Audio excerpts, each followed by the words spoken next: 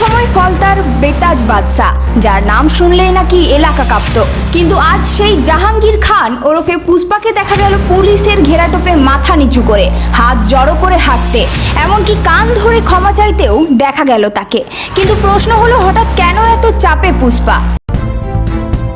নমস্কার বন্ধুরা, আপনারা দেখছেন voice of Bankura, presented by J3S institute, বাঁকুড়ার অন্যতম নির্ভরযোগ্য স্পোকেন ইংলিশ একাডেমি। পুলিশের জালে আগেই ধরা পড়েছেন জাহাঙ্গীর খান, এবার তার বিরুদ্ধে চাপ আরও বাড়ল। 2020 সালের বিজেপি তৎকালীন সর্বভারতীয় সভাপতি জেপি নাড্ডার কনভয়ে হামলার বহুচর্চিত মামলার ফাইল ফের খুলছে ডায়মন্ড হারবার জেলা পুলিশ।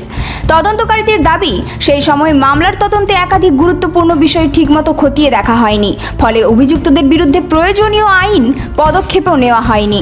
আর সেই কারণে একের পর এক পুরনো মামলার ধুলো ঝেড়ে ফের শুরু হয়েছে তদন্ত। প্রসঙ্গত, 2020 সালের ডিসেম্বর মাসে ডায়মন্ড হারবার যাওয়ার পথে জেপি নাড্ডার কনভয়ে হামলার অভিযোগ উঠেছিল। সেই ঘটনার এফআইআরে অন্যতম অভিযুক্ত হিসেবে নাম ছিল জাহাঙ্গীর খানের। ঘটনার দিন নাড্ডার গাড়িতেই ছিলেন বিজেপি নেতা দিলীপ ঘোষ। পরে তিনি দাবি করেছিলেন, গাড়িটি বুলেট প্রুফ না হলে বড়সড় দুর্ঘটনা ঘটতে পারত। অন্যদিকে 2026 সালের বিধানসভা নির্বাচনের সময় ফলতার কেন্দ্রও ছিল রাজ্য রাজনীতির অন্যতম আলোচিত কেন্দ্র।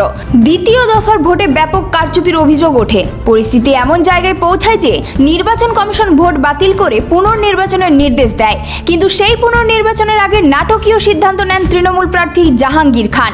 তিনি ভোটের লড়াই থেকেই সরে দাঁড়ান। স্থানীয় একাংশের দাবি, তার সরে যাওয়ার পরই তারা নির্ভয়ে ভোট দিতে পেরেছেন। এরপর দীর্ঘদিন জনসমক্ষে দেখা যায়নি তাকে।